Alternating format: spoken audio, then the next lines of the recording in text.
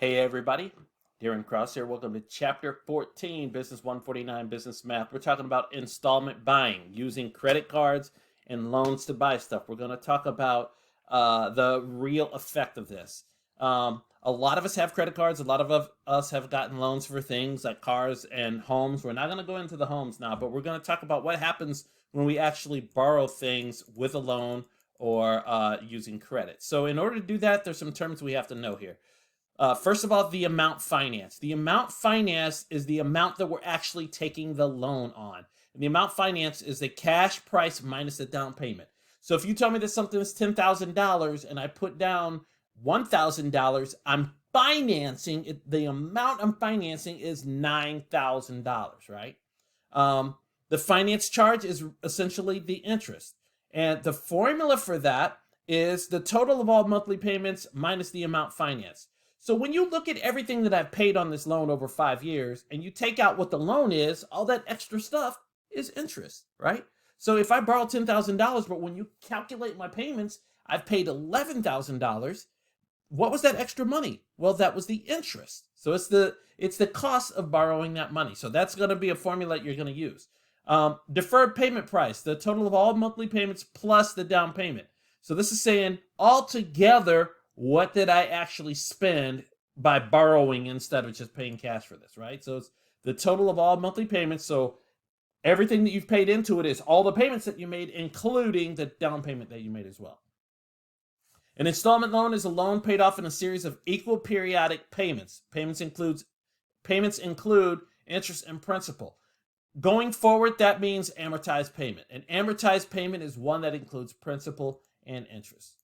So we're going to dig into this and just start using those formulas. Make sure that you understand those formulas because we're using them right now. All right, so Mary Wilson would like to buy a 4x4 pickup that costs $93.45. If she puts down $300, she can finance the balance for 60 months at 10.5%. The monthly payment will be $194.38. Calculate the amount financed, the finance charge, and the deferred payment price. We just gave you those formulas. The amount financed is the cost of this thing minus how much we put down. So it cost $93.45 and we put down $300. So the amount we're actually financing, the amount of the loan is $9045. Okay?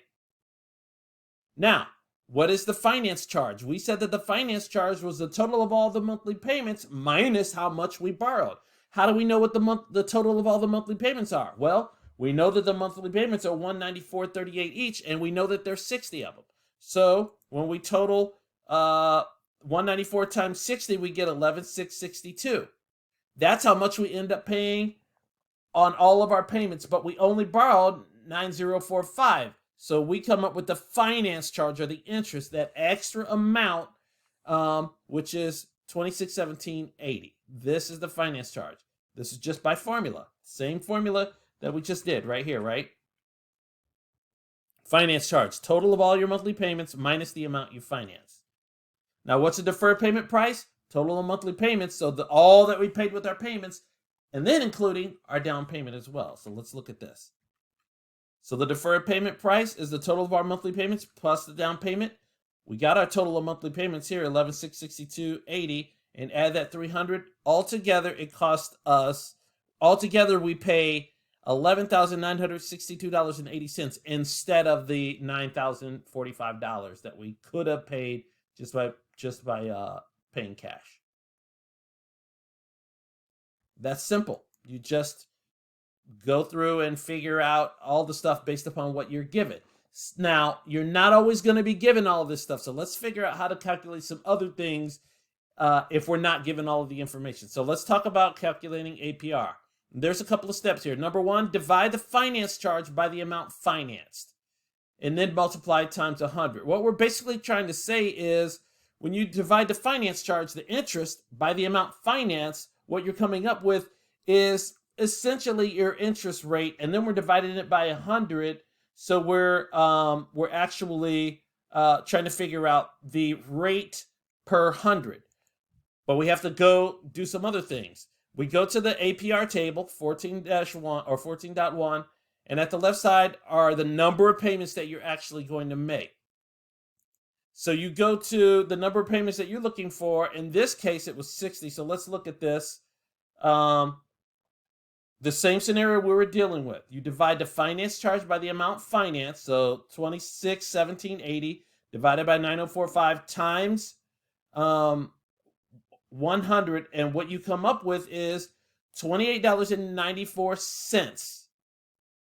But then this is just, you're trying to figure out your rate. This is a dollar amount. So what you do is you go to that chart and you say, okay, so where am I with this? You say, how many payments do I have to make?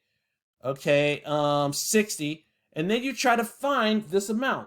See this? It's $28.94. So you try to find this amount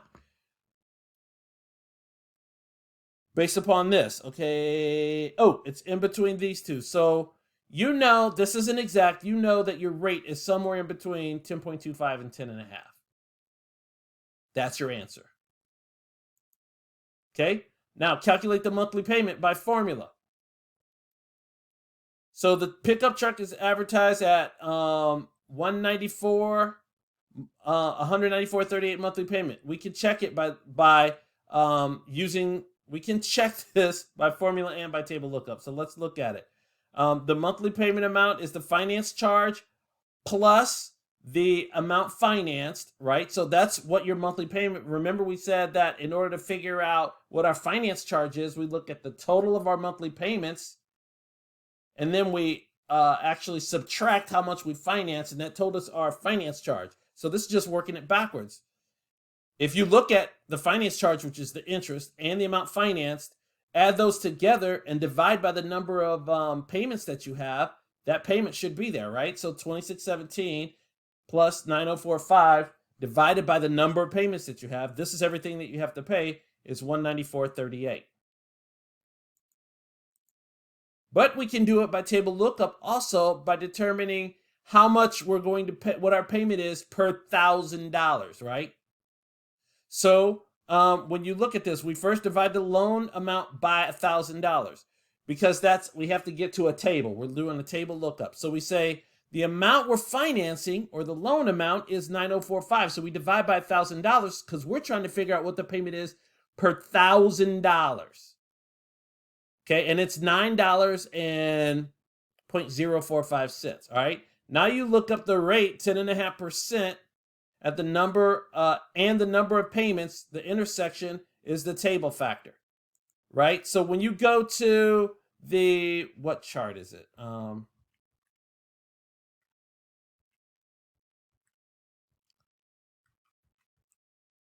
not looking at it, but I think it's probably 14.2, right? So you go and you say, all right, 10.5%, 60 months.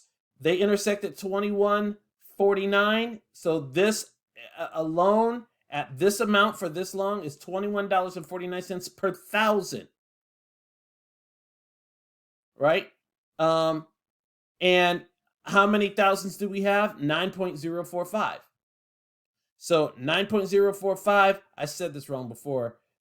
This is just the number of thousands that we have. So 9.045 times 21.49 is 194.38.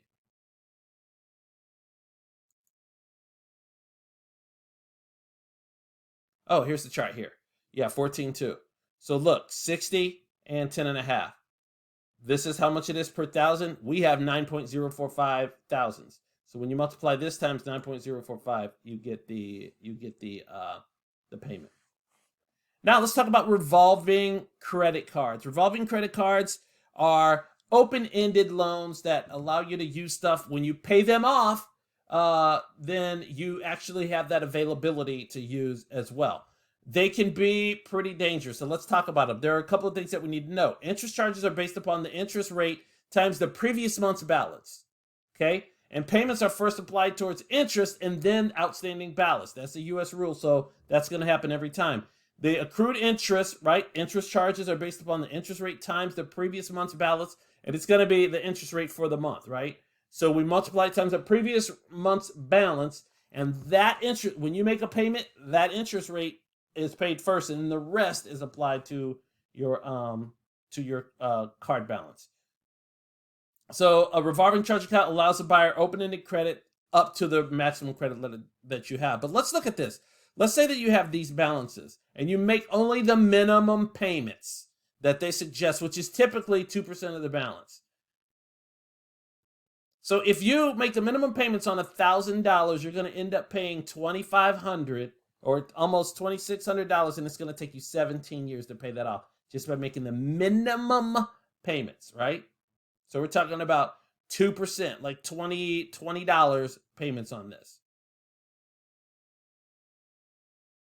Here, $2,500, we make the minimum payments, we end up paying almost more than 3 times the amount. And it takes us 30 years. We could pay off a house in that time, right? $5,000 balance, we pay well over 3 times the amount, and it takes us 40 years to pay that off. What's the lesson here? Pay more than your minimum amount. Now, I also do credit coaching and things like that, so there are some other things that you really want to do to keep your balances low if you can, but this is just showing you the impact of all of this stuff. So let's talk about how payments actually work. So let's say you have an outstanding balance of in this month, you have an outstanding balance of $8,000. So this is, in this case, your interest is 1.5 times the balance. So you actually have to pay $120 for interest, but when you make your payment of $500, some of that goes towards interest. So what's happening here is only $380 reduces your balance. So instead of it going down to $7,500, it goes only down to $7,620. Then at the beginning of month 2, you have the $7,620. Your interest is a little less. Your payment is the same. So you're applying a little bit more towards principal, right? Take this balance to the beginning of month 3. Your interest is a little bit less, right? And so you're applying a little bit more towards principal. You're creeping your way towards it. So you want to pay more than the minimum payment, okay?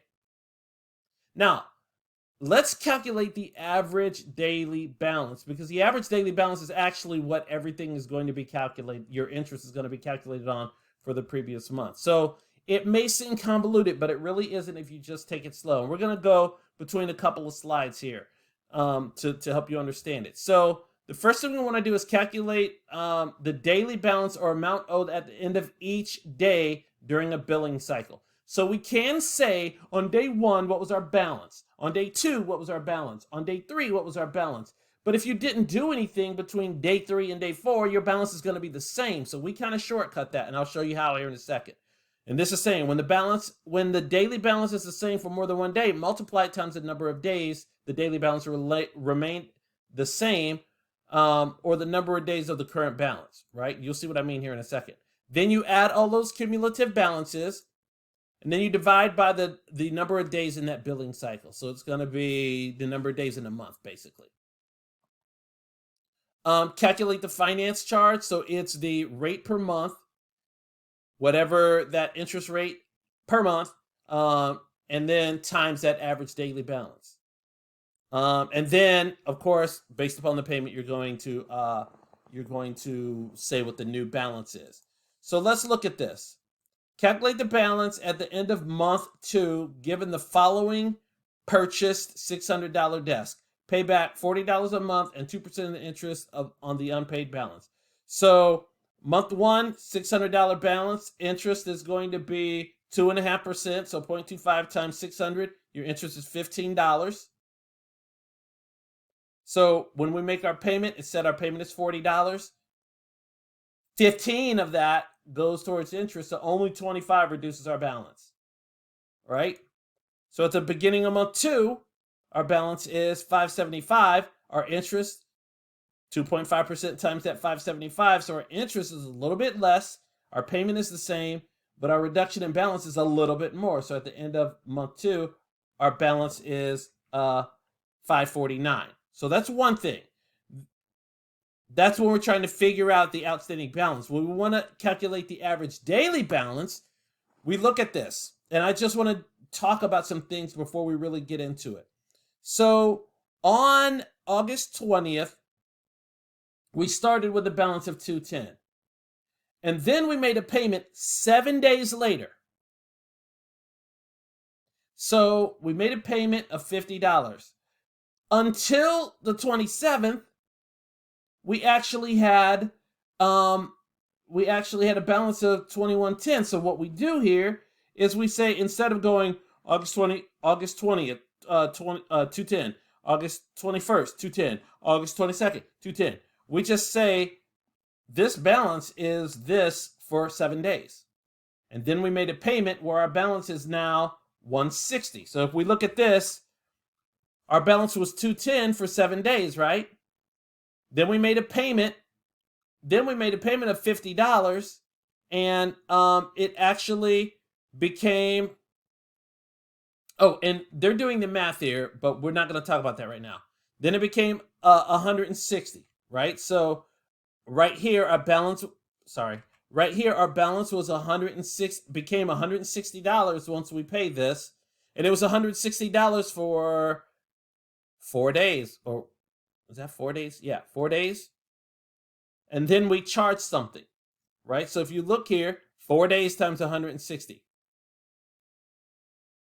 Then we charged $30. So it went back up to 190. We charged $30. Then we made a payment and got a credit some 5 days later. 1, 2, 3, 4, 5. Yeah, some 5 days later. And so we made a payment. So our balance went from 190 to 180.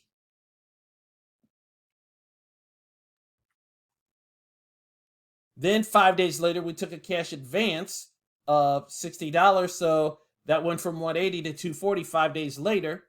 And see how we did this? We said, okay, it was 210 for 7 days.